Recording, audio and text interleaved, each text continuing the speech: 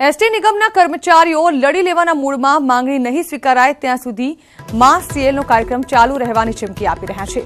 માંગણી સ્વીકાર્યા વગર હડતાળ પરત નહીં ખેંચવામાં આવે તે પ્રકારની ચીમકી પણ હાલ એસટી કર્મચારીઓએ આપી છે। સંકલન સમિતિની બેઠકમાં આ અંગે નિર્ણય લેવાયો। જ્યાં સુધી માંગ નહીં સંતોષાય ત્યાં સુધી તેઓ આ જ પ્રકારે હડતાળ યથાવત રાખશે। બેઠકમાં ઉત્તર સૌરાષ્ટ્ર, ઉત્તર ગુજરાત, દક્ષિણ ગુજરાત અને મધ્ય ગુજરાત આમ તમામનું પ્રતિનિધિમંડળ જોવા મળ્યું હતું।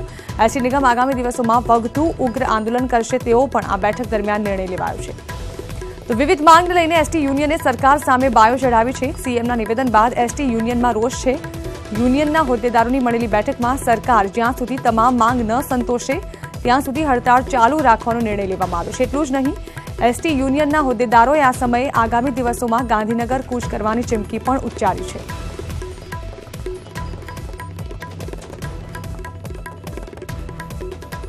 क्या गुजरात एसटीना 45,000 कर्मचारीओ एमना 5-5 परिवारों 2.5 लाख थी 3 लाख मतदारों छे साहेब।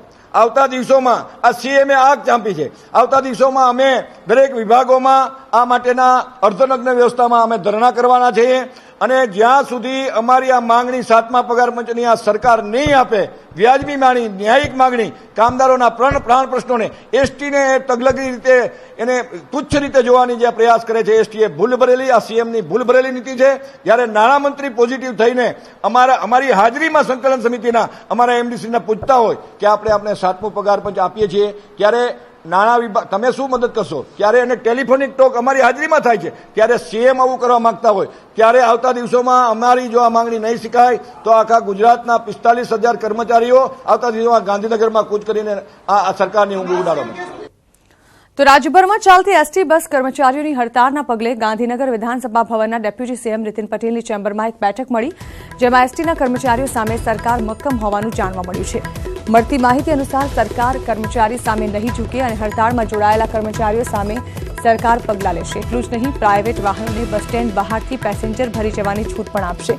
મહત્વનું છે કે આ બેઠકમાં વાહન વ્યવહાર મંત્રી આરસી ફળદુ, અન્ય અધિકારીઓ પણ હાજર હતા અને બેઠકમાં કર્મચારીઓની માંગણીઓને લઈ ચર્ચા થઈ।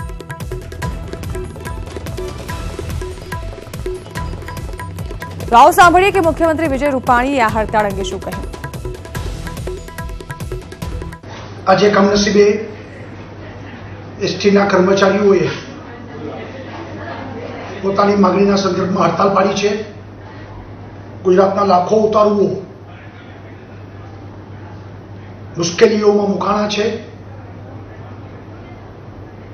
એક પબ્લિક યુટિલિટી અને સર્વિસીસ એને અસર થઈ છે।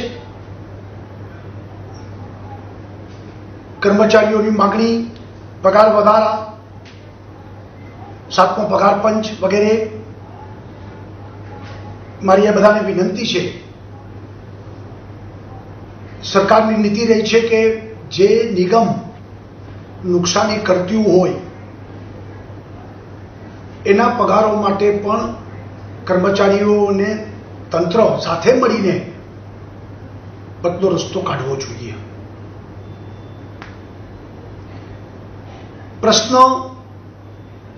પ્રશ્નની રજૂઆતો, વાતચીતો, આંદોલનનો અધિકાર બધાને છે, પરંતુ જનતાને મુશ્કેલી પડે, ગરીબ માણસ, ગામડાનો માણસ એને તકલીફો પડે એ રીતનો પ્રશ્નને જોડવું નહીં જોઈએ। હડતાલને સમેટી લેવે એવી વિનંતી છે અને યોગ્ય સમયે સરકાર સાથે મળીને દરેક વખતે રસ્તા કાઢ્યા છે એમ રસ્તા કાઢશે।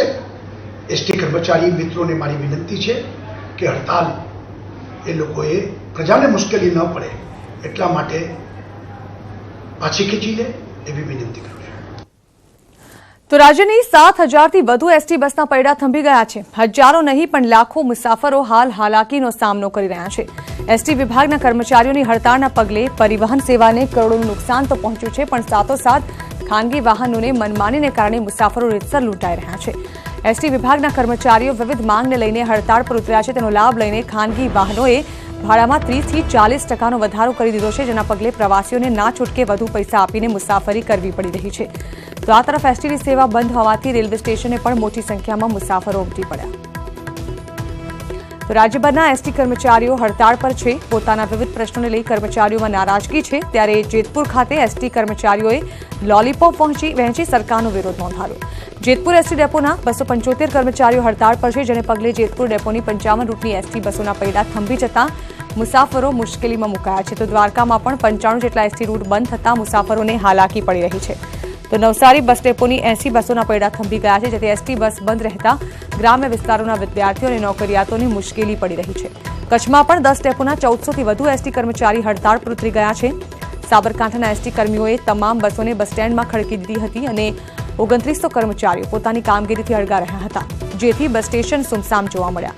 અરવલ્લીના મોડાસા, બાયડ સહિત જિલ્લાના 2000થી વધુ એસટી વિભાગના કર્મચારીઓ હડતાળ પર ઉતરતા 630 બસો થંભી ગઈ છે. તો મોરબી એસટી ડેપોની 54 જેટલી એસટી બસોના પૈડા થંભી ગયા. અન્ય ગામોથી મોરબી પહોંચેલી જુદી જુદી 25થી વધુ બસો રોકાઈ જતા મુસાફરોની હાલત કફોડી થઈ ગઈ છે. પંચમહાલ ડિવિઝનની 300 બસોના પૈડા થંભી ગયા છે. 2000 ઉપરાંત એસટીના કર્મચારીઓ રાજ્યવ્યાપી હડતાળમાં જોડાઈ જતા મુસાફરોની હાલત કફોડી બની ગઈ છે.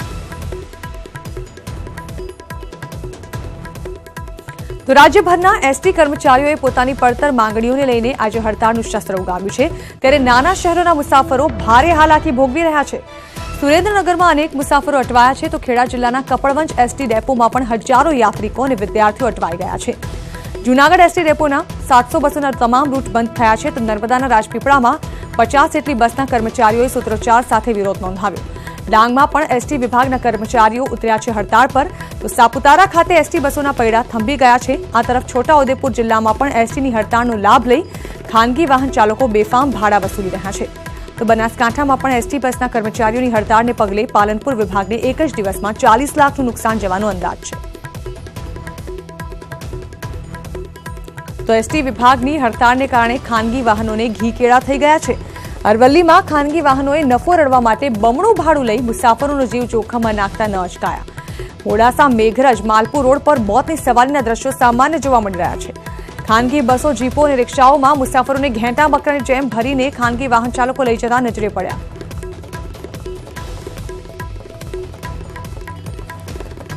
તો આ તરફ વડોદરામાં પણ એસટી બસની હડતાળનો ફાયદો ખાનગી વાહનોના સંચાલકો ઉઠાવી રહ્યા છે.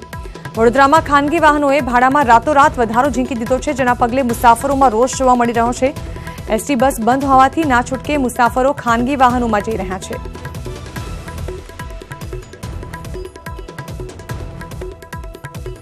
નોકરિયાત વર્ગ જે હોય એને સવારે નીકળવાનું હોય, રાતે ખબર પડે કે બસ નથી, તો હવે એને કરવાનું શું?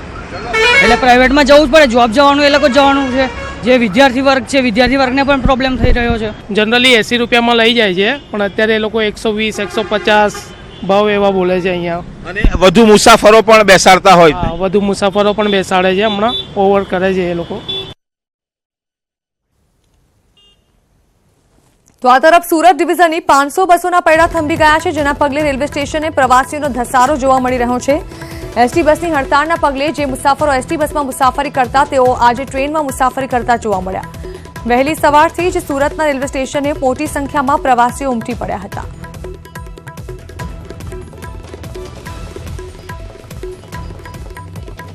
એસટી નિગમના કર્મચારીઓ મધરાતથી હડતાળ પર ઉતર્યા છે, જેને લઈને સુરત ડિવિઝનમાં 500થી વધુ બસોના પૈડા થંભી ગયા છે. ખાસ કરીને જે રીતે માસ કોમ્યુનિકેશનનું આ સૌથી મહત્વનું સાધનના કર્મચારીઓ હડતાળ પર છે, તેને લઈને લોકોને સુરતની બહાર જવું હોય તો રેલવેનો સહારો લેવો પડી રહ્યો છે. ખાસ કરીને તમે દ્રશ્યો સીધા જોઈ શકો છો કે જે પ્રકારે એસટીના કર્મચારીઓ હડતાળ પર છે, તેને લઈને લોકોનો મોટો ધસારો સુરતના રેલવે સ્ટેશન પર છે.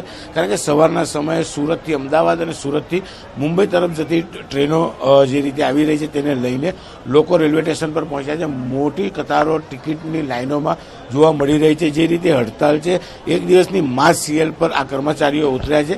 સુરત ડિવિઝનની વાત કરવામાં આવે તો સુરતથી અલગ અલગ વિસ્તારોમાં જતી 500 બસ અને અલગ અલગ ડિવિઝનોથી વાયા સુરત થઈને જતી 500, એટલે કહી શકાય કે 1000 કરતાં વધુ બસોની હડતાલને લઈને મુસાફરોને ખાસ કરીને વિદ્યાર્થીઓને અટવાવાની વારી આવી છે. લોકો મોટી સંખ્યામાં સુરતના રેલવે સ્ટેશન પર પહોંચી રહ્યા છે, કારણ કે માસ કોમ્યુનિકેશન માટેનું એસટી બાદ રેલવે સૌથી મહત્વનું અને મોટું સાધન છે. કેમેરામેન આનંદ ગુરવ સાથે કીર્તેશ પટેલ, ન્યૂઝ 18 ગુજરાતી, સુરત. તો આ તરફ સુરતમાં એસટી વિભાગના કર્મચારીઓએ એક અનોખી રીતે વિરોધ કર્યો. બસ સ્ટેશનમાં એસટી વિભાગના કર્મચારીઓ ગરબે ઘૂમ્યા અને સરકાર સામે પોતાનો વિરોધ વ્યક્ત કર્યો.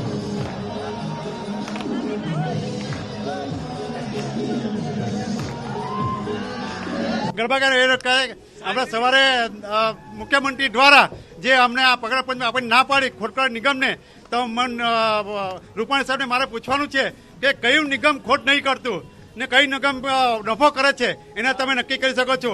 જ્યાં સુધી અમને 7મો પગાર પંચ અને 6ઠ્ઠા પગાર પંચનું એરિયસ આપવામાં નહીં આવશે ત્યાં સુધી અમે આ અમારી પ્રક્રિયા ચાલુ જ રાખીશું. અને સરકારે આ અત્યારે કોર તમે એમને જો જાહેર કરેલ હોય 2016માં, તો અત્યારે કોર ક્યાંથી આવી? તો હજુ તો એસટી નિગમના કર્મચારીઓ હડતાળ પર છે, ત્યારે હવે ગાંધીનગરમાં સસ્તા અનાજના દુકાનદારો હડતાળ પર ઉતરી ગયા છે. ગાંધીનગરમાં રેશનિંગ વિતરકોએ સત્યાગ્રહ છાવણી ખાતે ધરણા યોજ્યા, જેમાં અનાજના દુકાનદારો પણ હડતાળમાં જોડાયા હતા.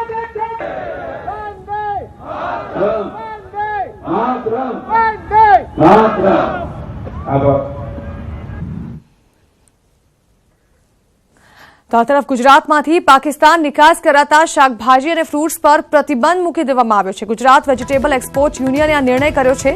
વેપારી એસોસિએશનનું કહેવું છે કે જ્યાં સુધી પાકિસ્તાન નહીં સુધરે ત્યાં સુધી પાકિસ્તાનમાં શાકભાજી કે ફ્રૂટ્સ નહીં મોકલવામાં આવે. વેજીટેબલ એક્સપોર્ટ યુનિયન તરફથી પાકિસ્તાનમાં જતી તમામ શાકભાજી, ફળ અને ફ્રૂટને નિકાસ કરવાનું અમારા નિકાસકારોએ બંધ કર્યું છે. સાથે સાથે જ્યાં સુધી પાકિસ્તાનની અક્કલ અને શાન ઠેકાણે ના આવે ત્યાં સુધી આ તમામ શાકભાજી, ફળ અને ફ્રૂટ અમે મોકલવાનું બંધ કરીશું. વાઘાણીએ વિશ્વ માતૃભાષા દિને હિન્દીમાં ટ્વીટ કર્યું અને આ ટ્વીટમાં માહિતી આપવામાં આવી, જેમાં માતૃભાષાના સ્થાને તેઓએ હિન્દીમાં ટ્વીટ કર્યું. અહીં માતૃભાષા માટે પ્રતિષ્ઠા રાખવા માટે અનુરોધ કરવામાં આવ્યો. માતૃભાષા માટે માતા સમાન સન્માન રાખવા માટે અપીલ કરવામાં આવી અને માતૃભાષાનો મહત્તમ ઉપયોગ કરવા માટે અનુરોધ કરવામાં આવ્યો.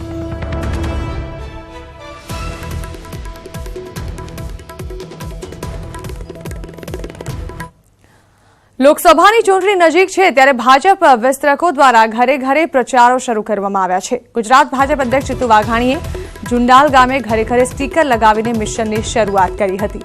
ભાજપ દ્વારા 21મી ફેબ્રુઆરીથી 2 માર્ચ સુધી વિવિધ કાર્યક્રમો આયોજિત કરવામાં આવે છે, જેમાં વિસ્તારકો દ્વારા લોકોના ઘરે ઘરે જઈને ભાજપના સ્ટીકર લગાવાશે. ઉપરાંત મેરા પરિવાર ભાજપ પરિવાર હેઠળ ઘરે ઘરે જઈ ભાજપનો ઝંડો લહેરાવાશે. તો આગામી 2 માર્ચના રોજ રાજ્યના સમગ્ર જિલ્લામાં બાઇક રેલીનું આયોજન પણ કરવામાં આવ્યું છે. લાખો ધ્વજ, કરોડો ધ્વજ દેશમાં લાગી રહ્યા છે, ત્યારે ભાજપનો ધ્વજ ઘરે લગાડવું, મેરા પરિવાર ભાજપા પરિવાર, મારું ઘર ભાજપનું ઘર, એવો એક સઘન અભિયાન ભારતીય જનતા પાર્ટી દ્વારા આજથી એટલે કે 21 તારીખથી 2 તારીખ સુધી ચાલવાનું છે. શક્તિ કેન્દ્રના ઇન્ચાર્જો, જેની ક્લસ્ટર મિટિંગો પણ અમે ગઈકાલે 26 લોકસભાની પૂરી કરી છે. એ શક્તિ કેન્દ્રના ઇન્ચાર્જોના અભ્યાસ વર્ગ પણ પૂરા થયા છે. સુરતના સરથાણા પોલીસ સ્ટેશનમાં કોંગ્રેસના કોર્પોરેટર વિરુદ્ધ ફરિયાદ નોંધાઈ. ફેસબુક પર કોઈ કમેન્ટ કરવાને લઈ એક યુવકને ફાર્મ હાઉસમાં માર મારતા ફરિયાદ થઈ છે, જેને લઈને કોર્પોરેટર નિલેશ કુંભાણી સહિત 5 લોકો સામે ફરિયાદ થઈ છે. ફરિયાદના આધારે પોલીસે હાલ તપાસ શરૂ કરી છે.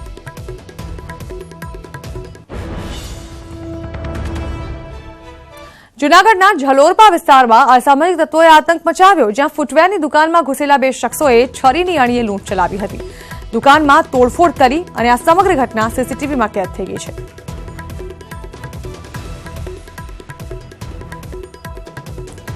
તો ફૂટવેરની દુકાનમાં લૂંટ ચલાવતી આ ઘટના જે છે તે સામે આવી છે, જેમાં એક લૂંટારૂ દ્વારા છરીની અણીએ લૂંટ ચલાવવામાં આવી. તે અચાનક જ છરી લઈને આ દુકાનમાં ઘૂસી ગયો. મોઢા પર તેણે દુકાની બાંધી હતી, જેના કારણે કોઈ તેને ઓળખી ન શકે. જોકે સીસીટીવીમાં દ્રશ્યો કેદ થઈ ચૂક્યા છે. ભરૂચના અંકલેશ્વરમાં આંગડિયા પેઢીના કર્મચારી સાથે ચીલ ઝડપની ઘટના ઘટી. 5 લાખ ભરેલા થેલાની ચીલ ઝડપ થતા ઉહાપોહ મચી ગયો. જાણવા મળ્યા મુજબ બાઇક સવાર વ્યક્તિઓએ આગળિયા પેઢીના કર્મચારી પાસે રહેલો થેલો લઈ ફરાર થઈ ગયા. જે ઘટનાના દ્રશ્યો સીસીટીવીમાં કેદ થઈ ગયા હોવાનું જાણવા મળ્યું છે, જેના આધારે પોલીસે આગળની કાર્યવાહી શરૂ કરી છે.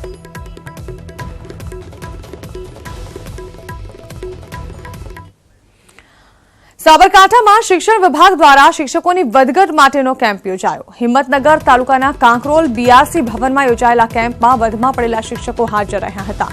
ઉલ્લેખનીય છે કે શાળાઓમાં વિદ્યાર્થીઓની સંખ્યાના આધારે શિક્ષકોની નિમણૂક થતી હોય છે, ત્યારે વિદ્યાર્થીઓની સંખ્યા ઘટતા છેલ્લે હાજર થનાર શિક્ષક વધમાં પડતા હોય છે અને આવા શિક્ષકોને કેમ્પમાં અન્ય શાળાઓ ફાળવવામાં આવી હતી. જોકે કેમ્પ દરમિયાન કેટલાક શિક્ષકો સાથે ઊભી થયેલી વિસંગતતાને કારણે આ કેમ્પ ફરીથી યોજાશે.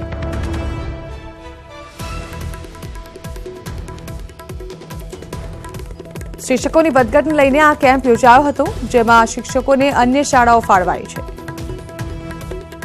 આ કેમ્પમાં એવું કંઈક ગડબડી થઈ છે કે જે અંદર જવા દેતા નથી, પણ કયા કારણોસર રદ કર્યું એ જાણવા જેવું છે. સવારના શિક્ષકોએ પોતાનો સમય બગાડી અને અહીંયા બહેનો પોતાનું ઘરકામ છોડી, પ્રસંગો છોડી અને ભૂખ્યા તરસ્યા બેસી રહ્યા, અને એવી કઈ ઘટના બની કે આ કેમ્પ રદ કરવામાં આવે છે. જો આવું ના આવું થાય તો શિક્ષકો અને બાળકોનું કેટલું હિત થાય, બાળકોનું શૈક્ષણિક કાર્ય બગડે, આ લોકોનું સામાજિક પ્રસંગો એમનું પણ અસર થાય. તો આ રીતે જો કેમ્પ થતા હોય અને વારંવાર જો રદ કરવામાં આવતા હોય તો યોગ્ય નથી. એમાં છે ને 23.5/12 નો ખ છે વધઘટની બદલીનો, એમાં 2 નંબરની જે જોગવાઈ છે ને એ અનુસંધાને સ્પષ્ટતા થતા કેમ્પ રદ કરીને ફરીથી કરશું 23 તારીખના. 23 તારીખના ફરીથી.